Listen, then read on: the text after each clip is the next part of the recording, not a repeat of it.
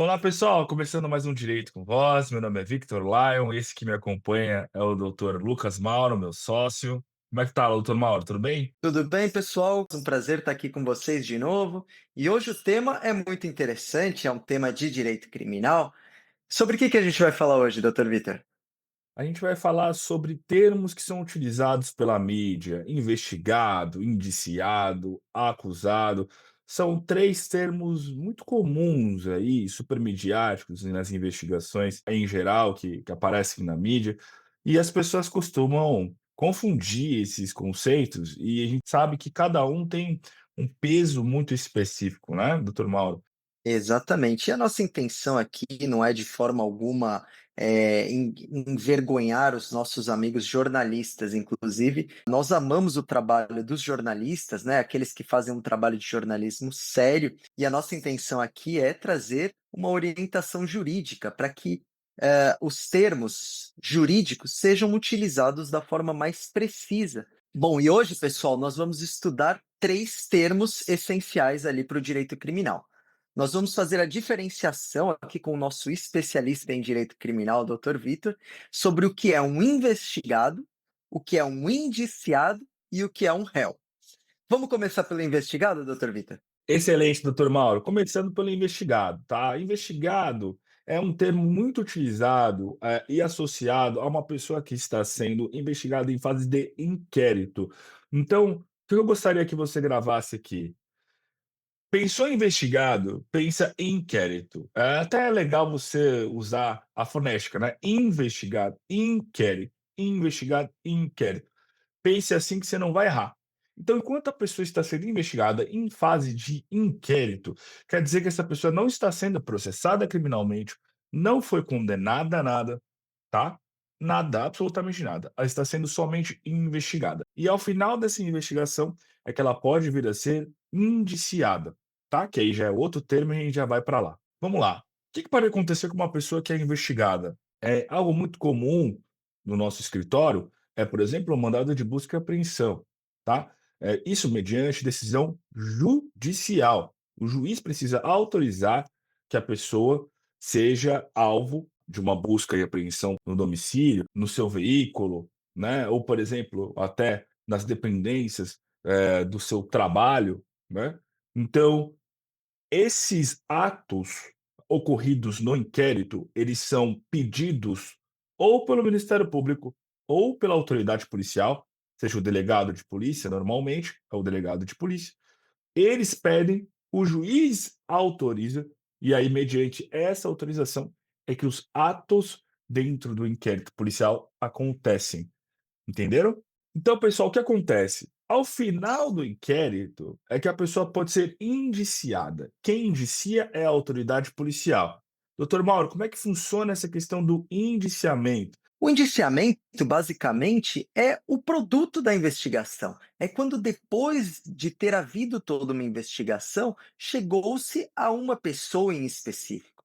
Essa pessoa ela é apontada como a pessoa que cometeu potencialmente o crime. Isso, no final, a gente sabe que vai ter todo o processo judicial em que a gente vai averiguar se de fato ela cometeu. Mas a investigação chegou a um resultado e está apontando para essa pessoa.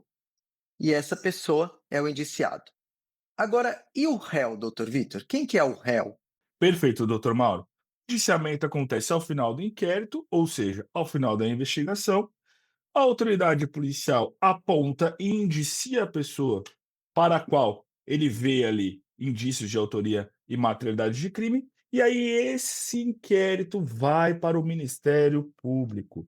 Quando ele chega nas mãos do Ministério Público, o Ministério Público pode denunciar essa pessoa criminalmente ou não, ok?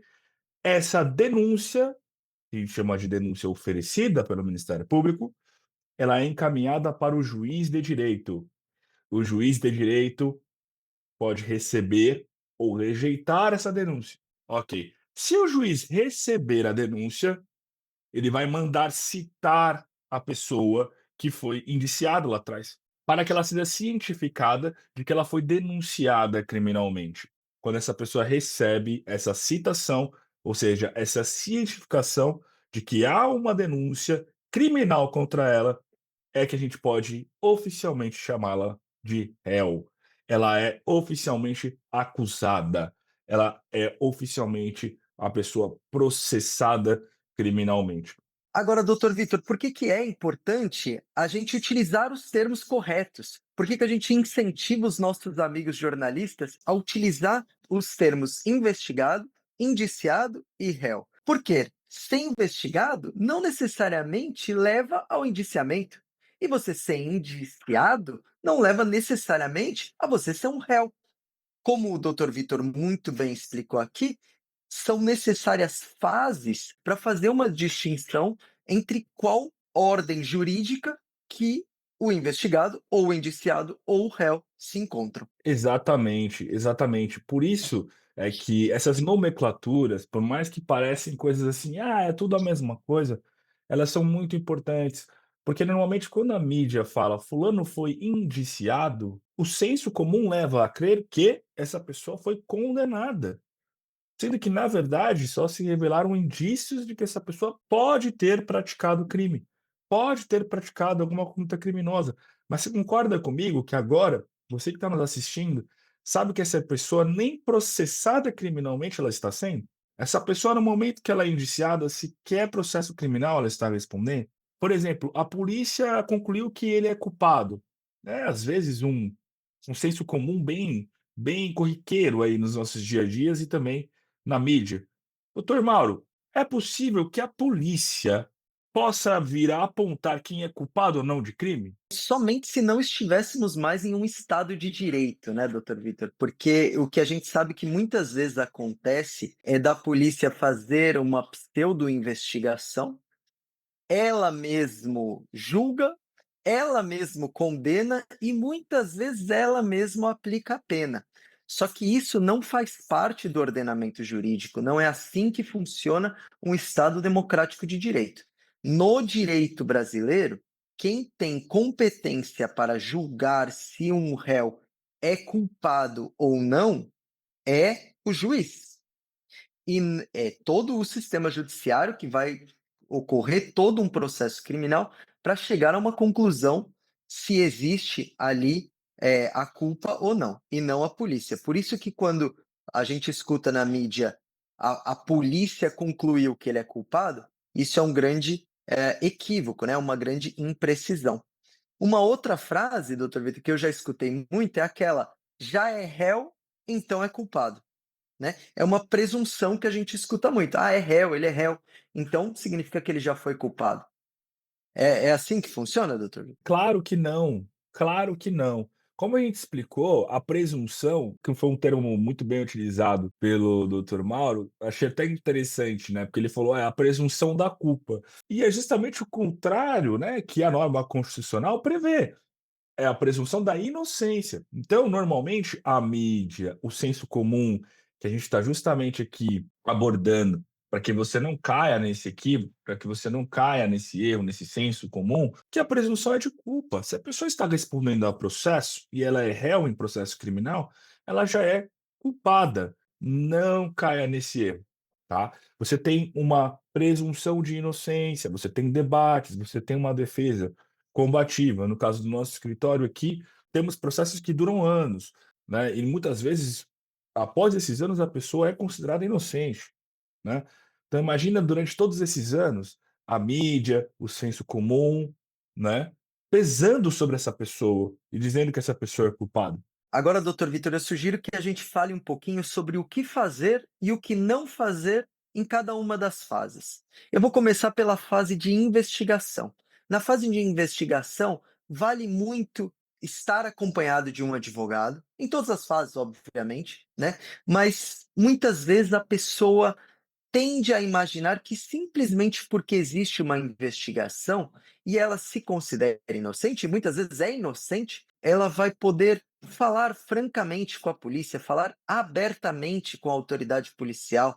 Não preciso de um advogado porque eu não tenho nada a perder, eu não tenho nada a esconder, então simplesmente começa a falar demais.